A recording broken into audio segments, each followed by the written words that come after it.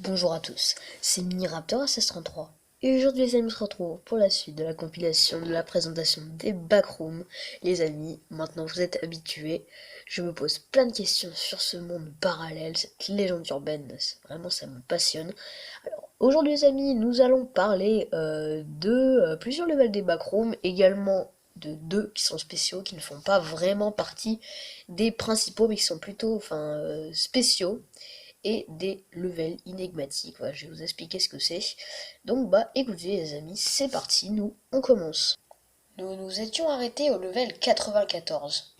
Mais maintenant, il est temps de passer au level 283, Playland. Ce level prend la forme d'un gigantesque parc de jeux pour enfants d'intérieur, avec des châteaux très colorés, des figures, des tunnels, des toboggans. Il s'étend de gauche à droite, de haut en bas, dans tous les sens. Enfin bref. Il faut savoir que ce level est vraiment gigantesque et il éprouve aussi une profonde nostalgie.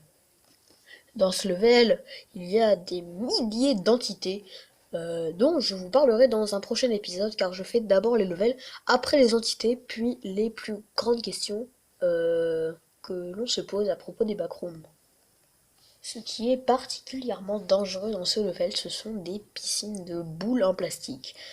Alors, les piscines de boules en plastique sont extrêmement dangereuses car, quand vous êtes dedans, elles agissent un peu comme des sables mouvants. Ça veut dire que vous ne pourrez plus vous déplacer dedans et vous vous engouffrerez et vous mourrez étouffé sous la masse du plastique. La profondeur de ces piscines sont encore inconnues. Il est déconseillé de marcher là-dedans. Il y a certains ascenseurs dans ce level, mais ils ne mènent pas à un autre level. Ils mènent à des salles qui sont un peu plus safe, où vous pouvez trouver des distributeurs à nourriture, des fontaines d'eau d'amande, enfin bref, un peu comme le level 4. Mais ce qu'il faut garder en tête, c'est que ce level reste quand même l'un des plus hostiles que l'on ait vu jusque-là. Et dans ce level, il y a une pièce vraiment spéciale où vous pourrez atterrir à un autre level. Et ce level-là, c'est l'un des levels les plus importants de l'intégralité des backrooms. Sans celui-ci, les backrooms ne seraient pas complets. Ce level, il s'agit du level fun. Ce level lui aussi évoque une profonde nostalgie. Il fait fortement penser au level 283. En même temps, ça fait à peu près partie du même étage, car c'est une porte qui nous amène à ce niveau-là. Et dans ce level, comme ça, il peut paraître pas très dangereux. Bon, mis à part les tapis d'enfants qu'il y a sur le sol, rien ne doit être très flippant. Mais dans ce level, il y a une entité. Ne le prends pas à la noise. Cette entité est extrêmement dangereuse. Fais attention à cette créature. Dans cette vidéo aujourd'hui, je vais te parler des partygoers. Cette entité se trouve dans plusieurs levels des backrooms, mais son habitat principal, comme vous l'aurez deviné, c'est le level fun. Vous vous demanderez peut-être bien pourquoi cette entité est si dangereuse que ça. Parce qu'en fait, les milliers de partygoers, ce sont des humains transformés.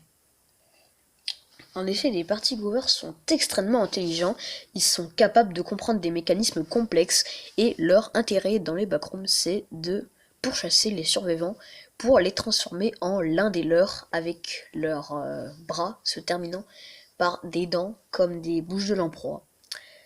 Ou ils se transforment en l'un des leurs, ou alors ils les transforment en gâteaux, cupcakes, etc. pour animer leur fête dans le level fun. Il est possible d'échapper à cette entité, car elle ne peut courir qu'à peine 30 secondes. Mais elle court vraiment extrêmement vite. Elle peut traverser à peu de choses près tous les levels des backrooms. Donc, dans tous les levels, vous ne serez jamais en sécurité. Peut-être même dans le level 4, les bureaux abandonnés, qui est pourtant un endroit sûr. Voilà pourquoi le level fun demeure dangereux et inhabitable, à cause de ces entités. Mais maintenant que je vous ai parlé de ce level, je vais passer à une catégorie importante dans les backrooms, le level 233. Mais qu'est-ce que c'est? Eh bien le level 233, c'est les pool rooms. Le level 233 s'appelle un pool room, est fortement éloigné d'être dangereux. Il y a à peine 5% de danger. Cela prend la forme d'une piscine aux architecture bizarre, d'un labyrinthe infini.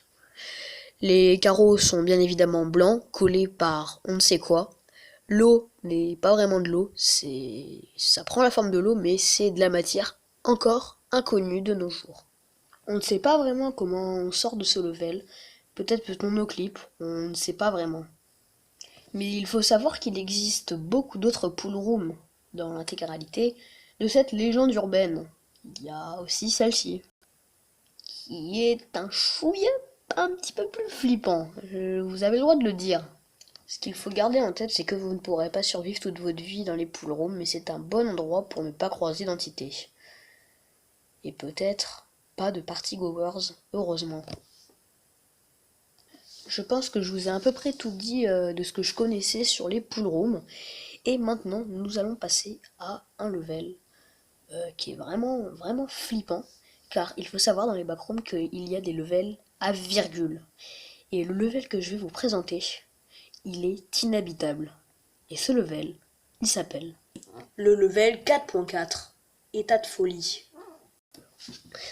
Alors ce level des backrooms, oui, vous avez le droit de dire, il est extrêmement creepy et vraiment, vraiment flippant.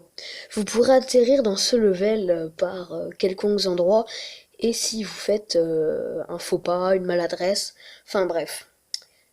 Alors dans cet endroit, nous pouvons trouver des voyageurs égarés, qui ont complètement perdu la raison.